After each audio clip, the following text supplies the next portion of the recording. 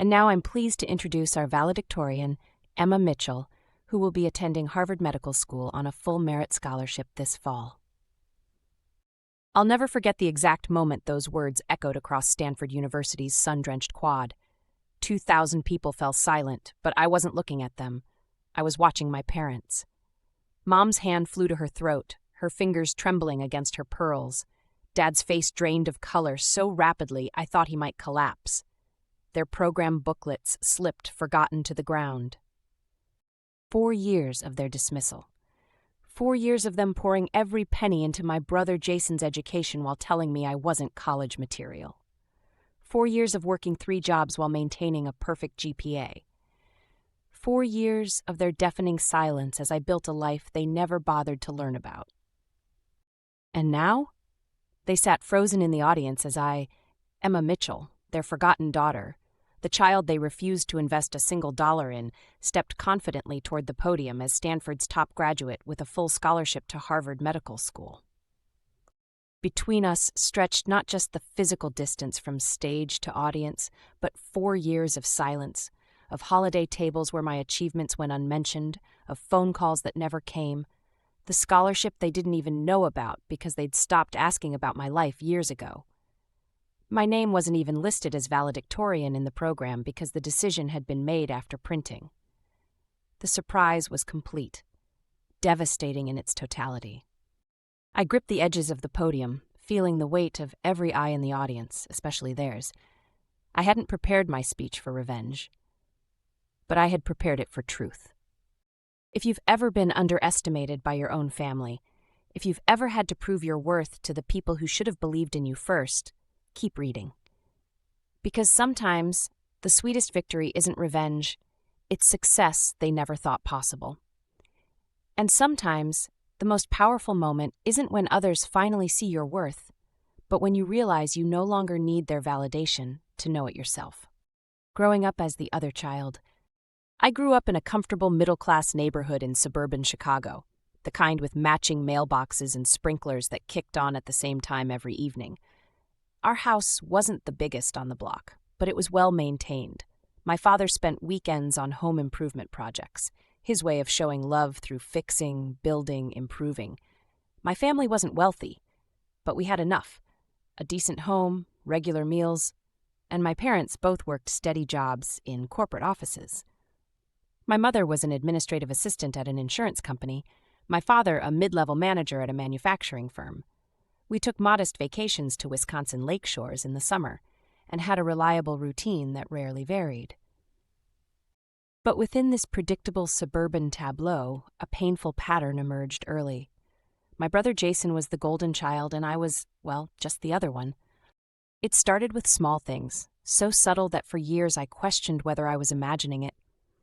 On Christmas mornings, Jason would unwrap the latest gaming console or designer clothes, his pile of presents towering over mine. I'd receive practical items like socks, school supplies, or educational books that would help me apply myself better. My mother would ruffle my hair when I couldn't hide my disappointment. "Be grateful, Emma. Not everything is about fun and games." But it seemed like fun and games were exactly what Jason got to have. For his 16th birthday, my parents surprised him with a used Honda Civic. Not new or fancy, but a car nonetheless. They made a big production of blindfolding him and leading him to the driveway where they'd parked it with a giant red bow on the hood. They took dozens of photos as he jumped up and down, my mother laughing as he swung her around in excitement. "He needs it for football practice and college visits," my father explained, though Jason's school was a 15-minute walk from our house. When my 16th birthday came around 6 months later, I received a bus pass and a lecture about financial responsibility.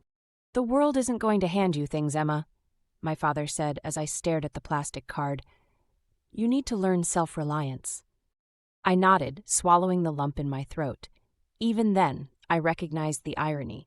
They were teaching me self-reliance by necessity while cushioning my brother from ever having to develop it himself. The pattern continued through middle school and became impossible to ignore in high school. My parents would rearrange their work schedules, even taking personal days, to attend Jason's football games.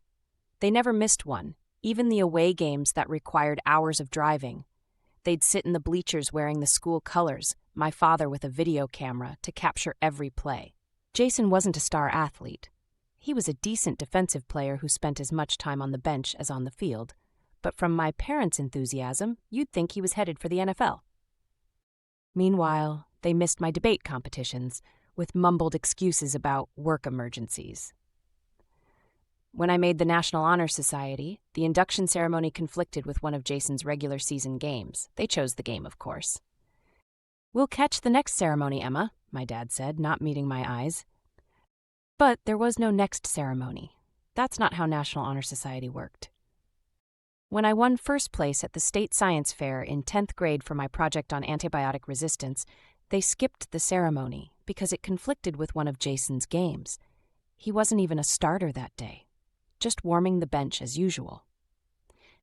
I remember standing on that science fair stage scanning the audience for faces that weren't there. Around me, other parents beamed and took photos, some even crying with pride. One father held up a hand-painted sign with his daughter's name. A mother rushed the stage with flowers as soon as the ceremony ended. I swallowed back tears as I accepted my medal, forcing a smile for the official photographer.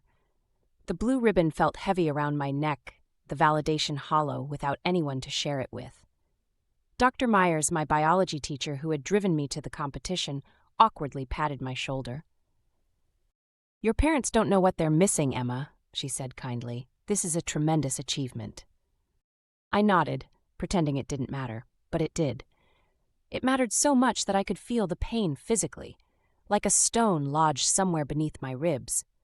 That night I carefully placed the medal in my desk drawer rather than displaying it. What was the point of hanging it up if no one would notice? Yet somewhere deep inside, beneath the hurt and confusion, a quiet determination began to take root. If I couldn't earn their attention through achievement, I would find validation elsewhere. I would prove my worth, if not to them, then to myself and the world beyond our front door. I threw myself into academics with a fervor that surprised even my teachers. While Jason's room filled with participation trophies and team photos, mine accumulated academic awards that went unmentioned at family dinners. I joined every academic club that would have me: debate team, science olympiad, math league, literary magazine. I stayed late after school and arrived early, finding refuge in classrooms where achievement was measured by merit rather than maternal affection. At home, the dynamic never changed. Jason would bound through the front door, tossing his backpack carelessly in the hallway, and immediately launch into stories about his day.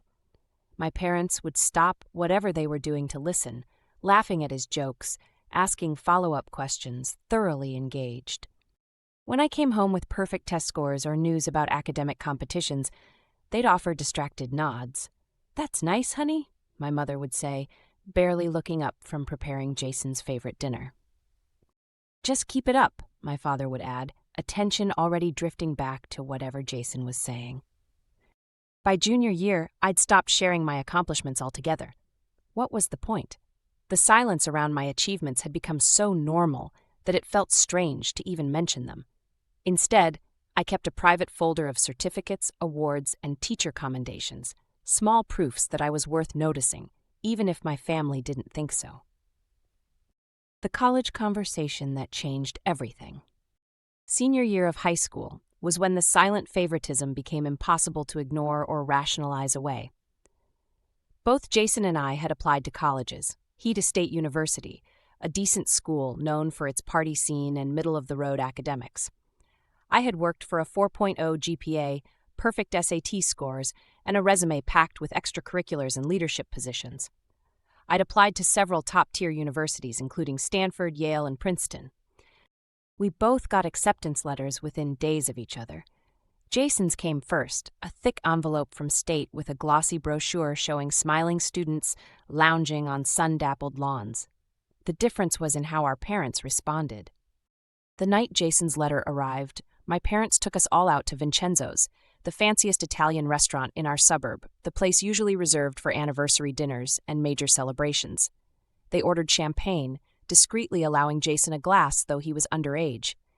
They toasted to his future, glasses clinking under the warm restaurant lighting. My father's eyes shone with a pride I'd rarely seen directed at me. "We always knew you had it in you, son," he said, clapping Jason on the shoulder. My mother wiped away happy tears, her makeup smudging slightly. "We're so proud of you, so proud."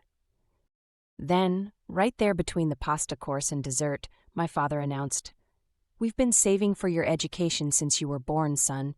Don't worry about tuition. We've got you covered. Full ride from us. You focus on enjoying the college experience and finding your path." Jason's face lit up. "Seriously? Everything? Even housing and meal plan?" "Everything," my mother confirmed. "We want you to have the full college experience without worrying about money." I sat quietly, pushing my ravioli around my plate, wondering if they had been saving for my education too. Surely they had. Parents didn't save for one child and not the other, did they? 3 days later, my Stanford acceptance letter arrived. Stanford, the school I'd dreamed about since I was 12, when a recruiter had visited our middle school and spoken about their groundbreaking research and innovative programs. I'd worked tirelessly toward this goal for years, taking extra AP classes, founding our school's first science journal, volunteering at the local hospital every weekend. With shaking hands, I showed them the letter at dinner, unable to keep the excitement from my voice. "I got into Stanford," I said, pushing the letter across the table. "They're offering a partial merit scholarship, too." My mother glanced at it briefly. "That's nice, honey," she said, her tone flat compared to the tearful celebration of Jason's acceptance. "Those private schools are expensive, though, even with a partial scholarship." My father didn't even look up from his plate of meatloaf. "We can't afford that, Emma. State would be more reasonable, or maybe community college for 2 years, then transfer. If you want to go to college, you'll need to figure it out yourself. Maybe community college would be more realistic for someone like you." The words hit like a physical blow. Someone like you? What exactly did that mean? Someone academically gifted? Someone who had worked tirelessly for this opportunity? Or someone they simply didn't value investing in? "But you just promised to pay for Jason's entire education," I said, my voice barely above a whisper. "Every penny of it." My mother sighed, exchanging a glance with my father. "Jason has always known what he wanted. You've always been drifting. We're not going to waste money on something you'll probably drop out of anyway." "Drifting," I repeated, stunned. I'd maintained laser focus on my goals for years. How could they possibly describe that as drifting? "You know what I mean," she continued, waving a hand dismissively.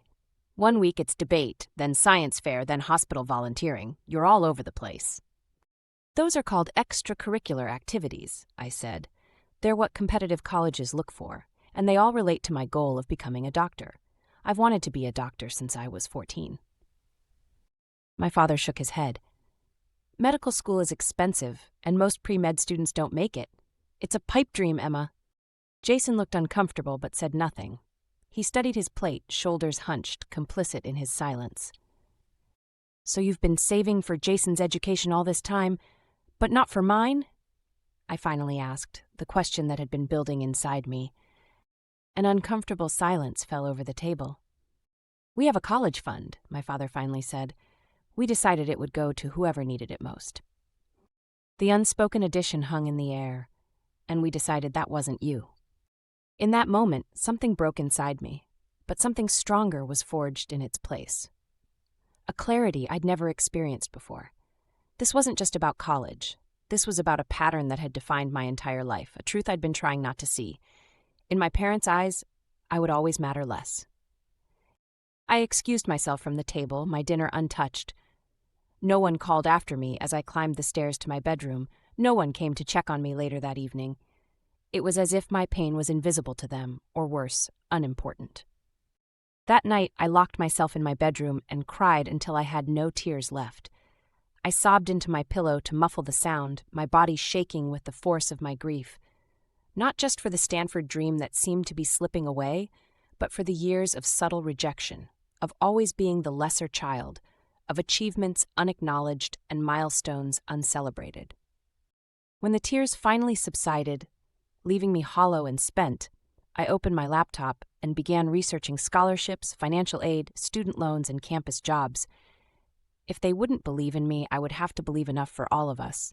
If they wouldn't invest in my future, I would find a way to invest in myself. For the first time, I fully accepted that I was on my own. And strangely, that realization brought with it not just pain, but a kind of freedom. If I succeeded, it would be entirely on my own terms. If I failed, at least it would be my failure, not a self-fulfilling prophecy they had created for me.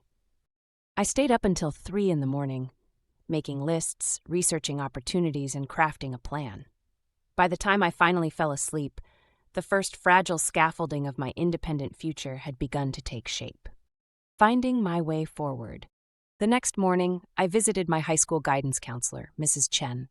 She had always been supportive of my academic pursuits, writing glowing recommendation letters and suggesting opportunities that might help me stand out to colleges. Her office was a haven, walls covered with pennants from universities where former students had enrolled, shelves lined with resources and guides. When I explained my situation, trying to keep my voice steady despite the lump in my throat, her expression shifted from concern to determination. She listened without interrupting as I detailed my parents' decision, the years of favoritism, and my determination to attend Stanford despite the obstacles.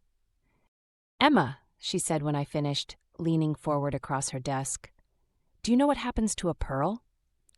I shook my head, confused by the apparent non sequitur. "It's formed when an irritant, like a grain of sand, gets inside an oyster's shell.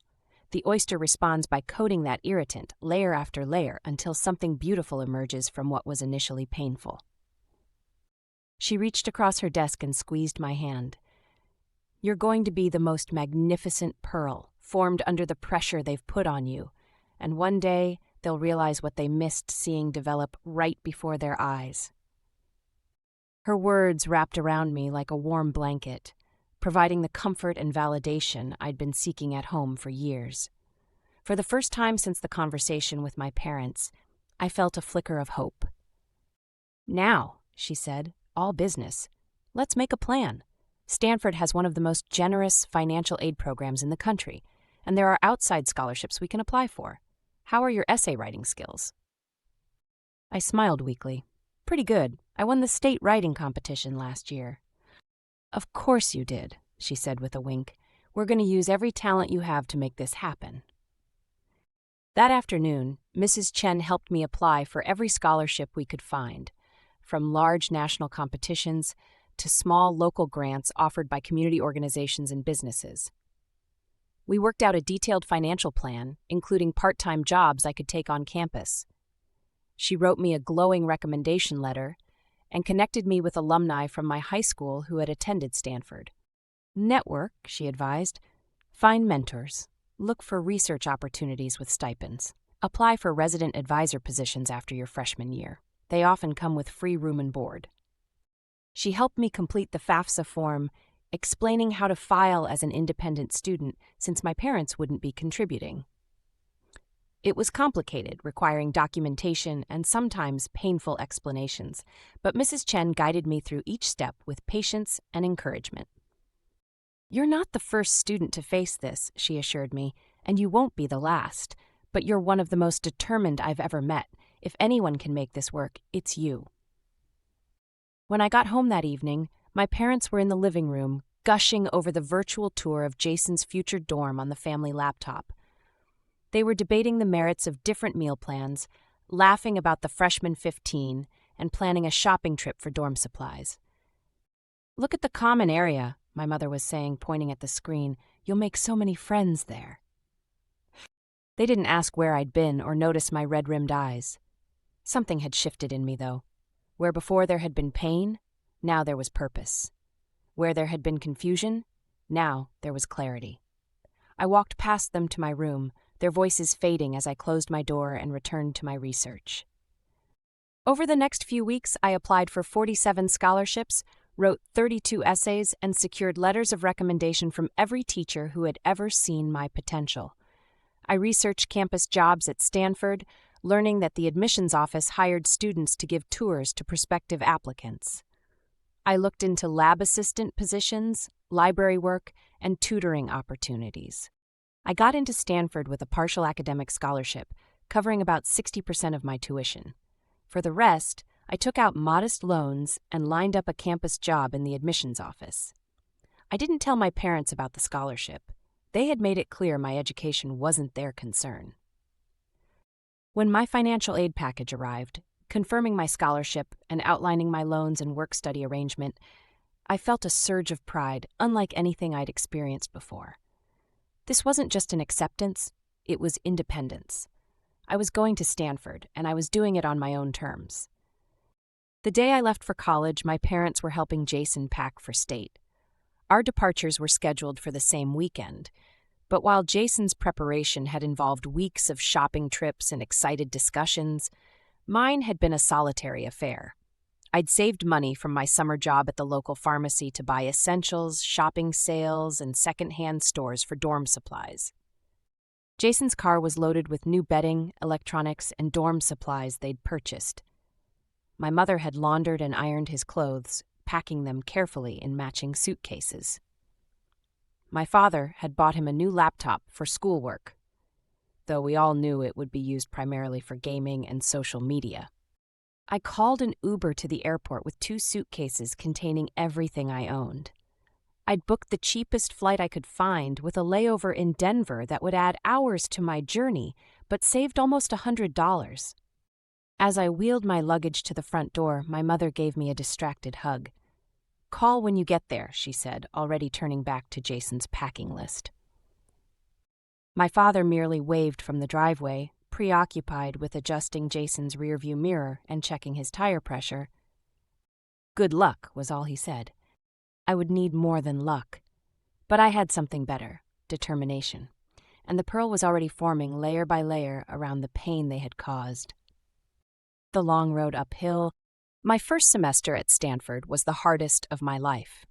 The campus was beautiful, with its iconic sandstone arches and palm-lined quads, but I had little time to appreciate the surroundings. While other freshmen were decorating dorm rooms with trinkets from home and attending orientation mixers, I was setting up payment plans for my remaining tuition balance and interviewing for campus jobs. I secured a position at the admissions office, giving tours to prospective students and their parents. The irony wasn't lost on me, showing other families around campus while my own parents had never even seen a photo of where I lived. I also picked up weekend shifts at a coffee shop in Palo Alto, serving lattes to tech entrepreneurs and visiting parents. While Jason posted photos of fraternity parties and tailgates on social media, I was juggling a full course load in pre-med with 20 hours a week at my campus job. I studied in the early mornings before work and late into the night after my shifts ended. I learned to function on 5 hours of sleep and became an expert at finding free food at campus events. Some nights I was so exhausted I fell asleep at my desk, waking up with textbook pages stuck to my cheek. My roommate Isha would find me like that and gently guide me to bed. "You're working too hard," she'd say, concerned. "This can't be sustainable." Maybe it wasn't. But what choice did I have? The alternative was giving up on my dream, proving my parents right about my supposed lack of direction and commitment. The loneliness was sometimes worse than the exhaustion. While other students went out on weekends, I made espressos for their parents. While they went home for long weekends, I picked up extra shifts.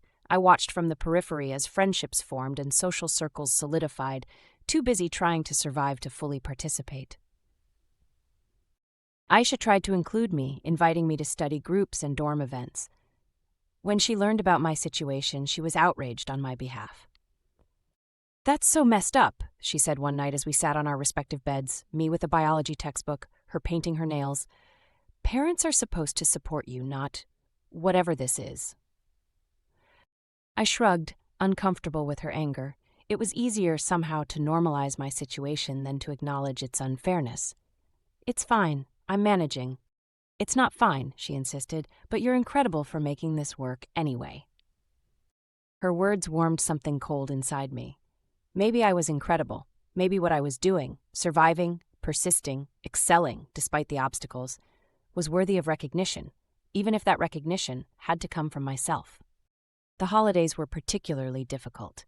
I couldn't afford to fly home for Thanksgiving, so I stayed in the half-empty dorm, eating ramen while scrolling through Instagram photos of my family's traditional turkey dinner.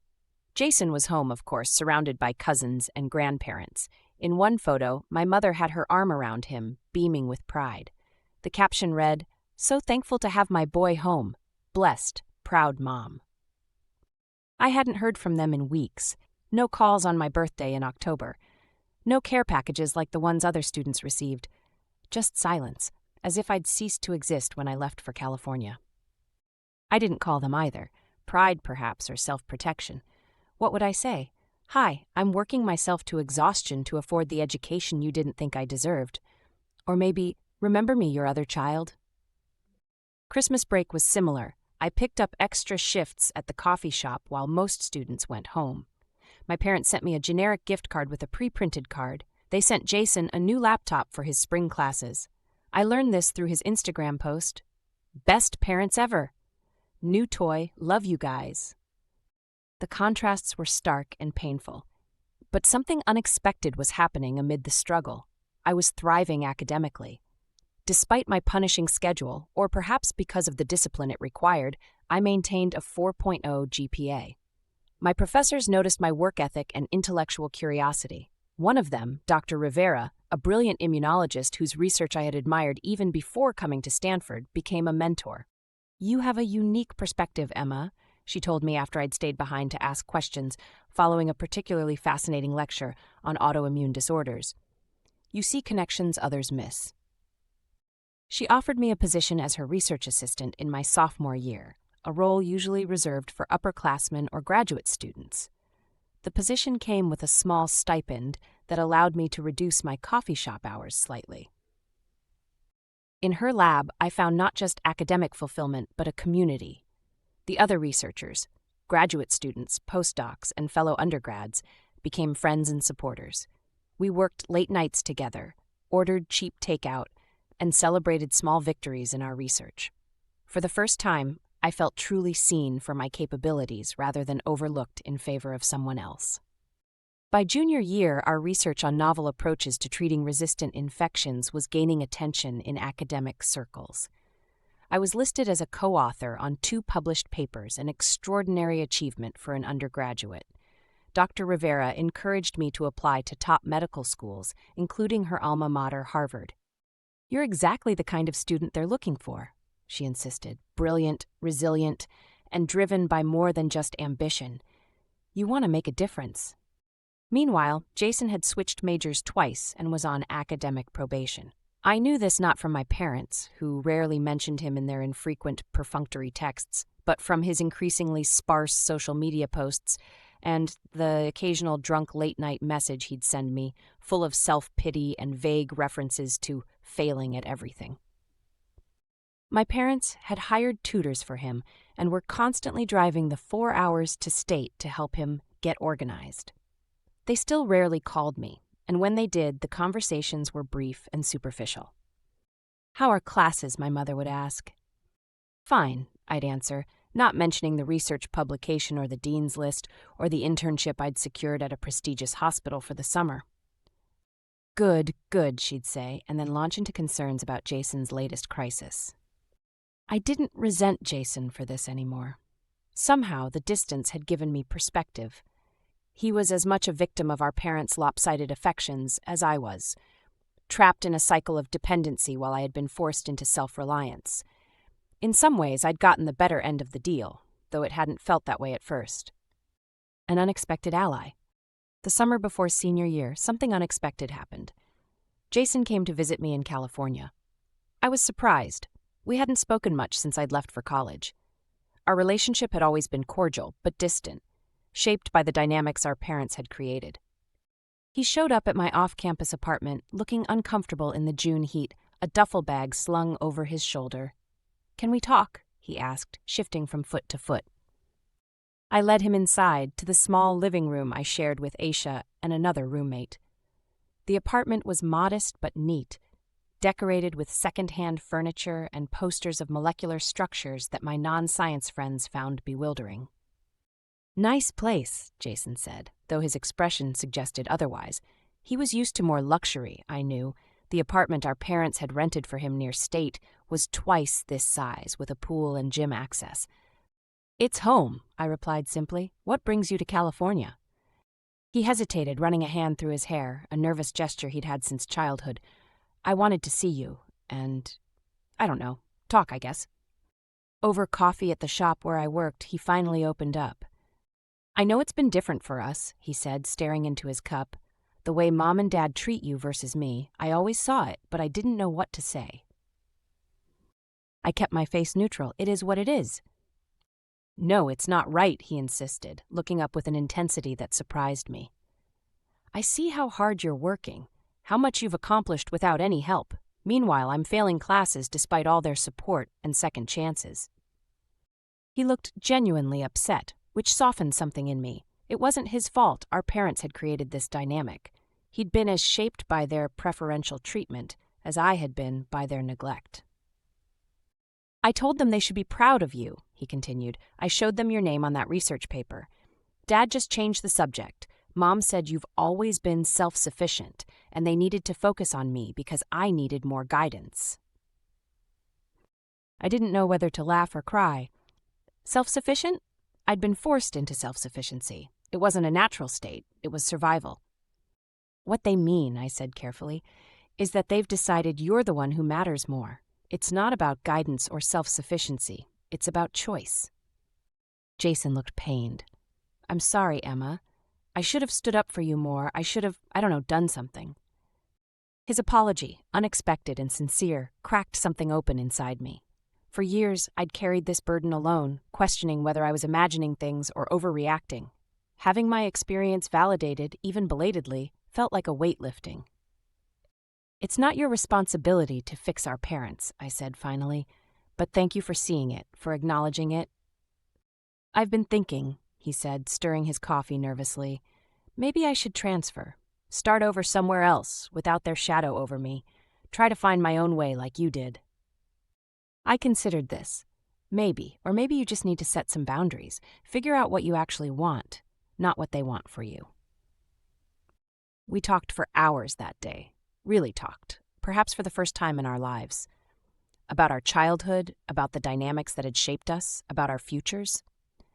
Jason confessed he'd never wanted to attend State. He'd been interested in culinary school, but our father had dismissed it as not a real career.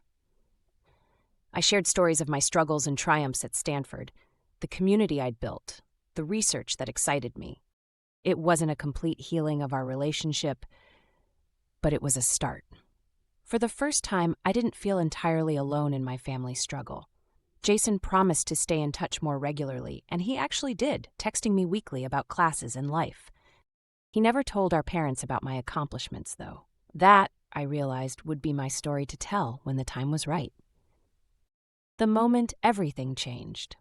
Senior year flew by in a blur of medical school applications, research work, and final exams. When the acceptance letters started coming in, I could hardly believe it. Johns Hopkins, Stanford, Columbia, and finally Harvard Medical School with a full scholarship. Dr. Rivera hugged me when I told her. "They'd be fools not to take you," she said, beaming with pride, "though I was hoping we might keep you here for med school." The scholarship was life-changing. After years of financial struggle, of counting every dollar and working multiple jobs while maintaining academic excellence, I could finally breathe. The Harvard scholarship would cover not just tuition, but living expenses as well. For the first time since I'd left home, I wouldn't have to work during the academic year. When I called Jason to share the news, he was genuinely thrilled. "Harvard Med with a full ride? That's incredible, Emma. You're going to be the most amazing doctor." Then, after a pause, "Are Mom and Dad coming to your graduation?" I hadn't planned to invite them. Why would I want them at my celebration after years of absence? They hadn't contributed a penny to my education, hadn't visited once in 4 years, hadn't even asked about my career plans or academic achievements. Why should they get to share in this moment of triumph? But something in me, some stubborn, childish part, that still craved their recognition despite everything, wanted them to see. Not out of spite, but because maybe, finally, they would recognize what I had accomplished. Maybe they would understand what they had missed by writing me off so easily. I don't know, I answered honestly. They haven't really been involved. They should be there, Jason said firmly. They should see what you've done with or without their support. 2 weeks later, to my shock, my mother called. We hadn't spoken in nearly 2 months. Not since a brief, awkward exchange at Christmas when I'd called to thank them for the gift card they'd sent. "We'd like to come to your graduation," she said, her voice strangely formal, as if speaking to a distant acquaintance rather than her daughter. Jason mentioned it was coming up. So that's how they found out. Jason had taken it upon himself to tell them, to push them toward this gesture. I wasn't sure whether to thank him or be annoyed at the interference. "It's on June 15th, I replied, trying to keep my voice neutral, betraying none of the complex emotions swirling inside me. "We'll be there," she promised. "Your father and I both." And surprisingly, they were. They flew in the day before the ceremony, staying at a hotel near campus. We met for an awkward dinner where they commented on the California weather and asked superficial questions about my experience, as if interviewing a stranger about a vacation rather than engaging with their daughter about 4 transformative years. They didn't ask about my research, my medical school plans, or the friends and mentors who had become my surrogate family. They talked, instead, about Jason's latest attempt at finding direction, about home renovations, about neighbors and relatives I barely remembered. I answered their questions politely but volunteered little. What was the point? They hadn't been interested in my life for years. Why would they start now? Besides, I was saving the biggest news for the ceremony itself. What they didn't know, what no one knew except Dr. Rivera and a few close friends, was that I had been selected as valedictorian. My name wasn't in the program because it had been decided late, after they had gone to print. The news would come as a complete surprise to everyone, including my parents. The morning of graduation dawned bright and clear, a perfect California day. I dressed in my room, Aisha helping me adjust my cap and gown, both of us emotional about the impending separation after 4 years as roommates and friends. "Your parents are going to be so shocked when they announce you as valedictorian," she said, grinning mischievously. I wish I could see their faces. "I'm not doing it for their reaction," I said, though part of me knew that wasn't entirely true. "I'm doing it because I earned it." "You absolutely did," Aisha said, hugging me tightly. "And regardless of how they react, I'm so proud of you. We all are." The ceremony itself was a blur of emotions. Sitting among my classmates in the sea of caps and gowns, I searched the audience until I spotted them.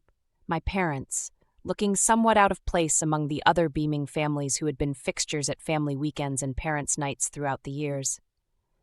My father wore a suit that seemed too formal for the California heat. My mother had on a floral dress I'd never seen before. They sat stiffly, program in hand, occasionally glancing around as if unsure of the protocol. When the dean approached the podium after the initial speeches and procession, my heart began to race. This was it, the moment 4 years in the making. "And now," the dean announced, his voice carrying across the hushed quad, "I'm pleased to introduce our valedictorian, Emma Mitchell, who will be attending Harvard Medical School on a full merit scholarship this fall." The shock on my parents' faces was visceral and immediate. From my position on the stage, I could see them clearly as I walked to the podium. My father's mouth fell open, his program slipping from suddenly limp fingers. My mother's hand flew to her throat, her eyes widening with disbelief. They looked at each other in a moment of stunned silence, then back at me as I took my place at the podium. For a split second, I almost faltered. Seeing their shock made me realize how completely they had underestimated me, how thoroughly they had dismissed my potential. It wasn't just that they hadn't supported me, they genuinely hadn't believed I was capable of this level of achievement. But as I looked out at the crowd, at Dr. Rivera beaming from the faculty section, at Aisha and my other friends cheering wildly, at the professors who had mentored me and the classmates who had studied alongside me, I found my voice. I had prepared my speech carefully, not as a weapon, but as a testament to perseverance. I spoke about the journey through uncertainty, about finding strength in adversity, and the power of believing in yourself when others don't. 4 years ago, I arrived at Stanford with little more than determination and a dream, I began. Like many of you, I faced moments of doubt, nights when the challenges seemed insurmountable, days when it would have been easier to give up than to continue. I didn't look directly at my parents as I spoke, but I was acutely aware of their presence, of their eyes on me, of the growing realization dawning on their faces. What I learned during my time here is that education is not just about acquiring knowledge. It's about discovering who you are when faced with obstacles. It's about finding your voice when others have dismissed it, and recognizing your worth when it goes unacknowledged. The crowd was silent, hanging on every word. In the distance, a bird called, the sound carrying across the quad. Sometimes, I said, looking directly at my parents for the first time, the greatest gift is being underestimated. It forces you to discover what you're truly capable of when all the safety nets are removed. I saw my mother wipe away a tear. My father stared at his hands, shoulders slightly hunched. To those who believed in us, who saw our potential even when we couldn't see it ourselves, our professors, mentors, friends, and families, we offer our deepest gratitude. Your faith in us has been a guiding light. I paused, letting the implied absence speak for itself. And to those who doubted, who underestimated, who said it can't be done, we owe you a different kind of thanks. Your skepticism fueled our determination. Your doubt strengthened our resolve. I continued, sharing anecdotes from our collective Stanford experience, acknowledging the unique challenges of our pandemic-disrupted sophomore year, celebrating our resilience and growth. Throughout, I wove in the themes of self-reliance and community support, the dual forces that had carried all of us, to this moment. Today, I stand before you not despite the challenges, but because of them. They have shaped me into someone who knows her own strength, who understands that the opinions of others, even those closest to us, don't define our potential. As I concluded my speech to thunderous applause, I felt a weight lifting. Their approval, which I had craved for so long, suddenly seemed less important than the self-knowledge I had gained. The validation I had sought from them had been replaced by something far more valuable, the unshakable confidence that comes from proving yourself to yourself. I returned to my seat amid congratulatory pats on the back and whispered praise from my classmates. Through the remainder of the ceremony, I could feel my parents' eyes on me, but I didn't look their way again. This moment was mine, earned through countless late nights, early mornings, double shifts, and unwavering determination. I wouldn't let their belated attention define it. The aftermath. After the ceremony, the quad erupted into a joyous chaos of hugs, photos, and celebration. I was swept up in a whirlwind of congratulations from professors, classmates, and friends. Dr. Rivera found me first, enveloping me in a warm hug. "Brilliant speech," she said, her eyes shining with pride. "You didn't tell me you were valedictorian." "I wanted it to be a surprise," I replied, grinning. "Well, consider me thoroughly surprised and impressed, though not at all shocked that they chose you." She squeezed my shoulder. "Your parents must be over the moon." Before I could respond, Aisha and our other roommates descended, followed by lab colleagues and study partners. Someone popped a bottle of champagne, plastic cups materialized, and impromptu toasts began. In the midst of this celebration, my parents hovered at the periphery, uncertain and out of place in this world they had never bothered to learn about. Eventually, they approached, navigating awkwardly through the crowd of well-wishers.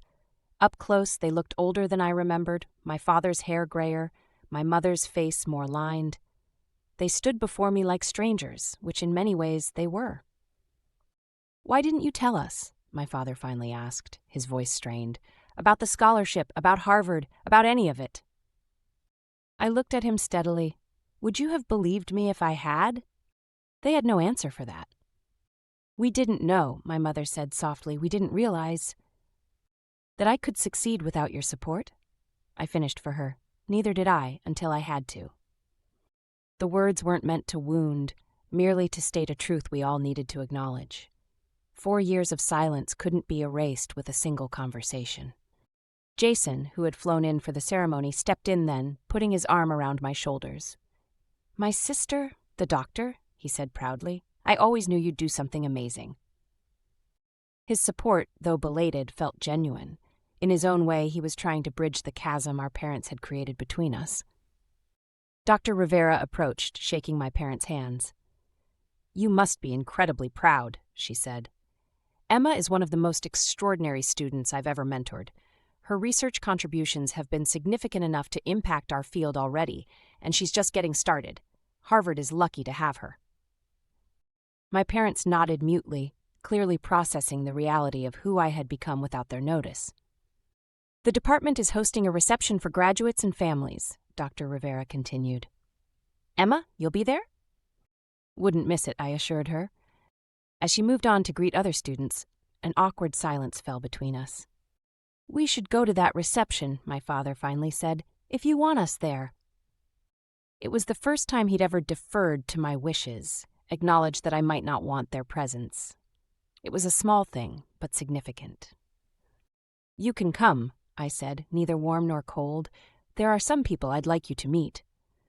That evening, over an awkward dinner they insisted on paying for, my father attempted an apology. "We made assumptions about you," he admitted, staring into his barely touched pasta. "We thought Jason needed us more." "Everyone needs support," I replied simply, "but I've learned to find it in other places." My mother reached for my hand across the table. I let her take it, but I felt the distance between us, a gap formed by years of neglect that couldn't be bridged in a single day. Can we try to do better?" she asked, her voice small. I considered this carefully. Part of me wanted to reject the overture, to protect myself from further disappointment. But another part, the part that had grown stronger and more compassionate through my struggles, recognized their gesture for what it was, an acknowledgement of failure and a request for a second chance. "I'm open to that," I said finally, "but it will take time and effort on all sides." They nodded, and for once, they seemed to really see me, not as the other child or the self-sufficient daughter who didn't need them, but as a person in my own right, with accomplishments and wounds and complexity. "We're very proud of you," my father said, the words sounding foreign from his lips. "I know it doesn't make up for everything, but we are." "Thank you," I replied, accepting the words for what they were, a beginning, not an ending. The rest of the dinner passed in stilted conversation. They asked questions about my research, about Harvard, about my plans for the future. I answered honestly, but without elaboration. Years of emotional distance couldn't be overcome in a single meal, but it was a start. When we parted ways outside the restaurant, my mother hugged me, holding on longer than usual. "We'll do better," she whispered. "I promise." I didn't make promises in return. Time would tell if their epiphany was lasting or merely a momentary reaction to the public revelation of my success. But I left the door open. Just a crack. 5 years later. Today I'm completing my residency at Massachusetts General Hospital, specializing in infectious disease.